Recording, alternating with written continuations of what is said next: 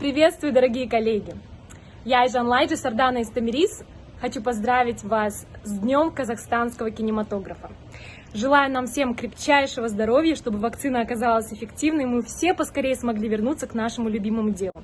А здесь сейчас со мной один замечательный человек, который хочет поздравить вас с профессиональным праздником. Это автор сценария и режиссер фильмов «Железный человек», «Хорошие парни», «Хищник», «Смертельное оружие» и многих-многих других, Шейн Блэк. Hi. You know, I'm celebrating Kazakh Film Day here with Ayjan, and I'm so happy to have a chance to talk to people who make films outside of America, the diverse films that I'm discovering, all the great work that's coming from around the world, especially now when films are getting scarce and times are tough. Thank you for letting me be a part of your Kazakh Cinema Day celebration. I love what you're doing, and if that matters, please, bring me more. Keep working.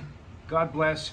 Have a wonderful celebration and a festival, and hopefully we'll meet up sometime soon. Yay!